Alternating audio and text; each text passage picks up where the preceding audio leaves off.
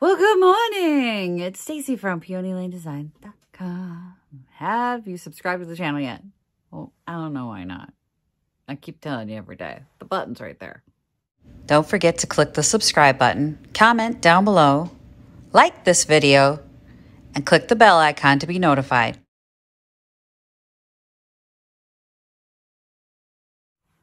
I mean, we're doing so many fun things here. Why wouldn't you want to be part of this? If I've annoyed you and you've gone away, then good.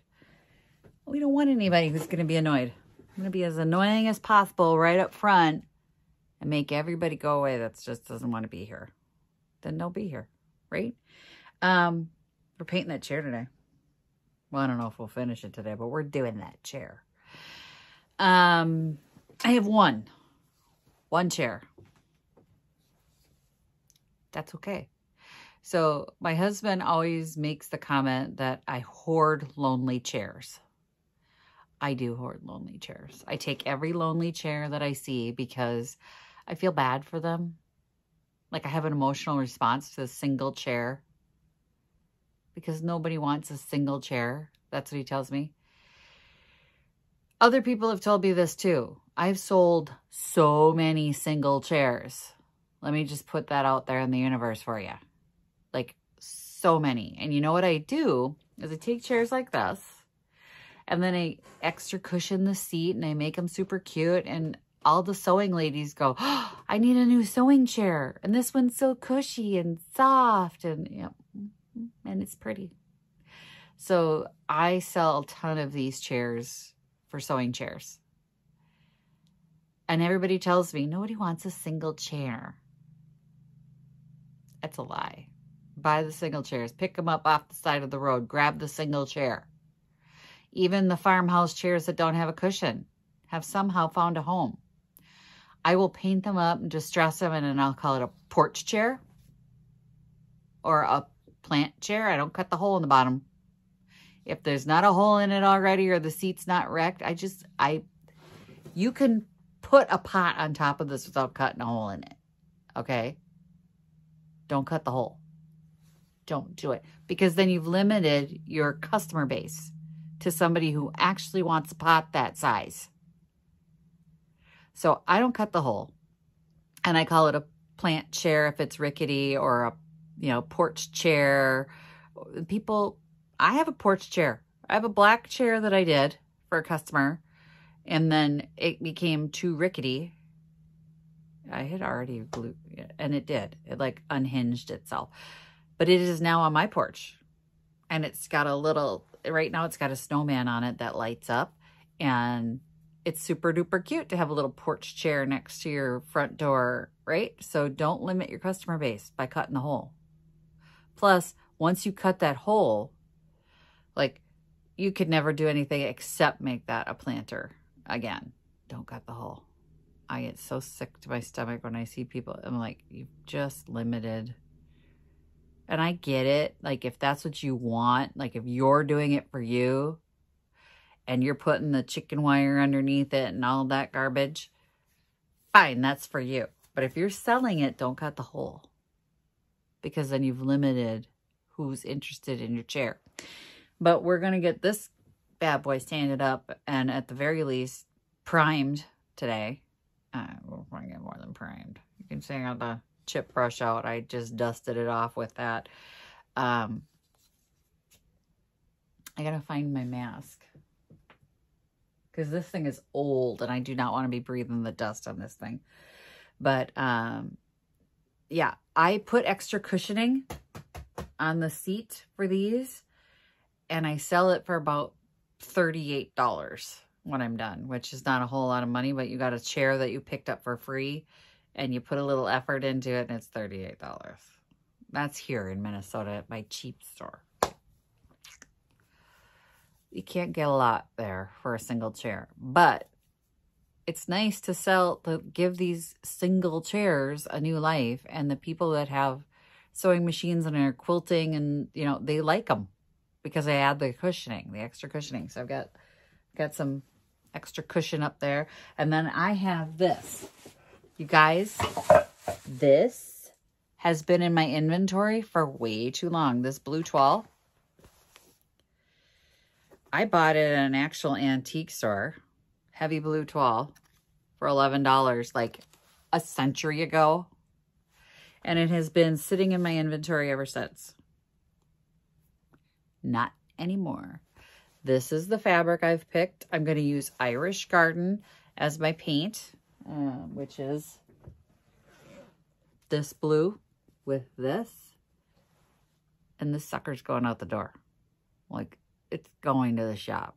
We're getting rid of it. I know I paid $11 for this, which is paying up, but I fell in love with it for me. I thought I was going to do something with it for me, and I didn't.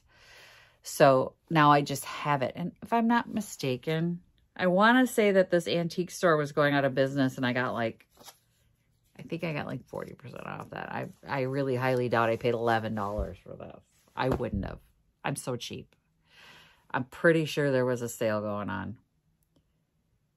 But still, I thought I was going to do something for myself with this, and it never happened. So we need to get rid of it.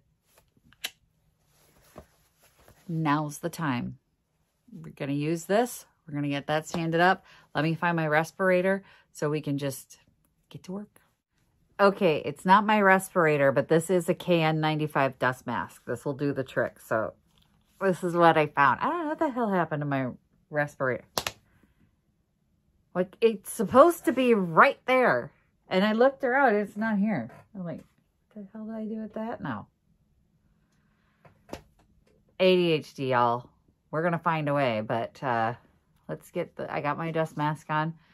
This has probably got arsenic or whatever in it. I don't know, but I don't want to be breathing it.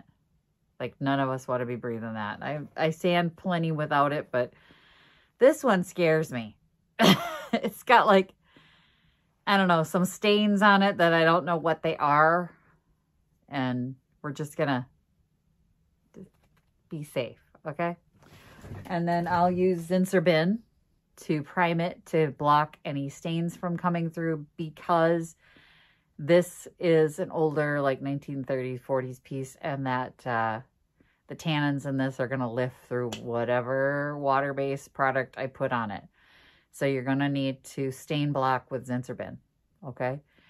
Let me get this flipped over, get the seat off of it, and get ready, and then next thing you know, I'll be sanding. Okay, next time you see me, I lied. I want to show you this. The furniture label from the manufacturer is still on there. Lexington Chair Company, Lexington, North Carolina. I'm going to decoupage this to leave the label on it. It was imported by Wayan Furniture Co. in St. Paul, Minnesota. I love that. I wish somebody hadn't ripped the rest of the label off so we would have got the year and everything. But, you know, it is what it is. So I'm going to make sure that that label stays part of the chair. Okay, we're going to keep the history on that.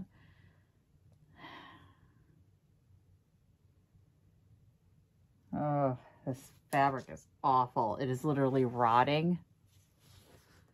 Ugh, I know they wanted it to be a kitchen chair, so they did this, but it's not the look we're going for. All right. We're gonna stand.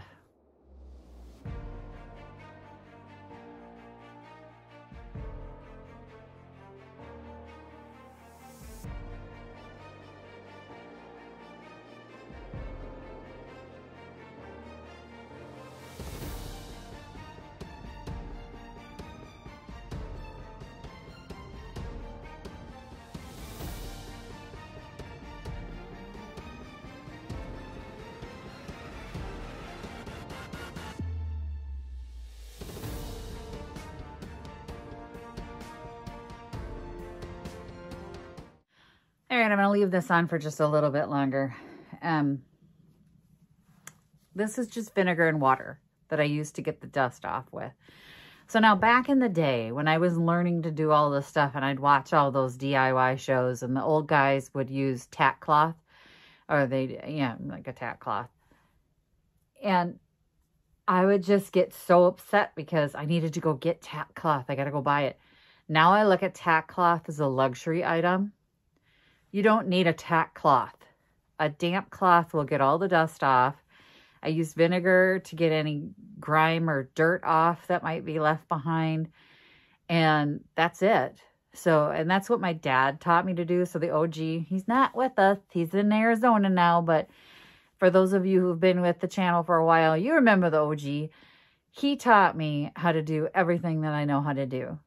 And he still teaches me things. But he never had tack cloth. But a lot of the old school woodworking people, it's just part of their shop supplies that they always had. So every show you saw on HGTV, they would tell you to use tack cloth. And I was like, oh my God, I gotta go to the store. I gotta buy another thing. I gotta buy another thing. No, you don't. No, you don't.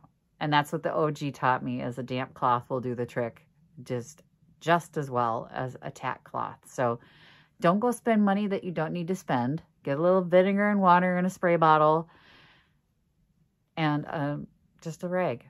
You can use a rag. You don't have to use shop towels like I'm using a shop towel or a paper towel. Get an old rag, as long as you're using a lint-free cloth. So an old flour sack towel, you know how they start getting ratty? Save those for your shop. They're perfect because they don't leave behind any lint, and it's just perfect. But I'm going to let this dry now. So I'm going to give it a few minutes so that my primer doesn't get weird on it. So I'm going to give that a few minutes. I'm going to leave here while the dust settles. And then we're going to come back and we're going to hit it with some Zinsser bin. So that'll stink. That stinks. Make sure you're in a well-ventilated area, okay? All right.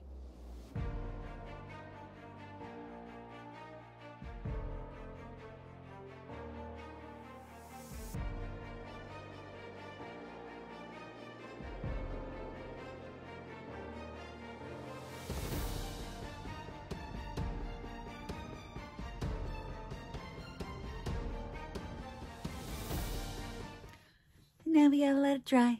And it smells in here, so I'm gonna leave. I'm gonna go get myself some breakfast and come back. All right. Okay. Had breakfast. Did the dishes. Loaded the dishwasher. Emptied the dishwasher. Now this is dry. My primer is all ready for paint. I of course spilled some on myself opening it. If you haven't gotten your Happy Junkin' sweatshirts, they're available in the links below. Hey, get your Happy Junkin' shirts for the Junkin' season ahead. So every year we do the all city sale, and my mother-in-law and Victoria and I all wear our Happy Junkin' shirts, and people know we're together. Got my Junkin' buddies, my Happy Junkin' shirts. Yeah, I'm just gonna paint this. I'm going to paint it with the Irish Garden, which is a blue. And I guess if you didn't have dishes to do or want to have breakfast, I could have already upholstered the seat, but I didn't. So it could have been done by now. I mean, once this was dry, put it back together. I mean, this is like a one-day project. That's rare for me to have a one-day project. Like furniture, but I got a day today. I'm not happy with my brush. I think this one may have gotten dried out. Not happy with what's happening here. Let's find a different brush. Let me go rinse this one, and we're gonna grab a different brush. You know what? I got new brushes for Christmas. So Miss Donna swears by this Zebra. Is it zebra or zebra? Zebra? I say zebra. And my brother-in-law bought me these for Christmas. And he bought me the triangle one. So let's try that one. I also have a palm one that he bought me, a zebra. I've never tried the zebra brushes before. Ooh. So I guess we're trying zebra today. Well, that feels nice in your hand, doesn't it? Very soft. Very soft. This would be better to... It's not staying. There we go. There we go. Yeah, that brush was not good. That brush had gone to the dark side. Such a pretty color. Let's just keep painting. This is better.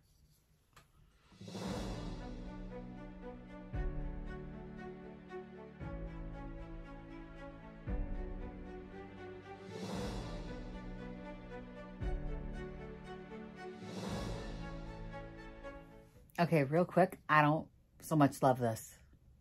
I don't know if my hands are just small or what, but it's not comfortable. It's not comfortable in my hand. It feels like I can't keep control of it, so I'm going to grab the palm one to try. And then, I don't know, this is going to have to be like a, I don't know, I don't like this one. It just doesn't feel right in my hand. I don't like this one either.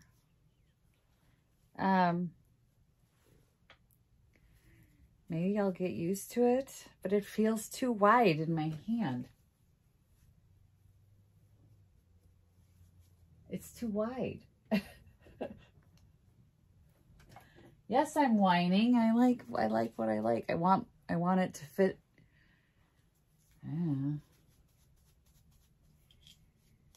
Okay, we're just gonna try it. I'm just gonna go.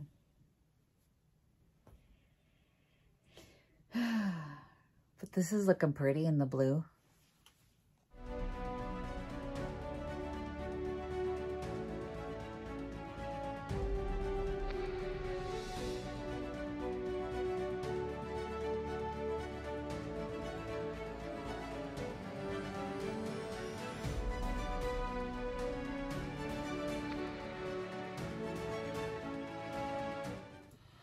Coat one is down. It's going to be a 2-coat job.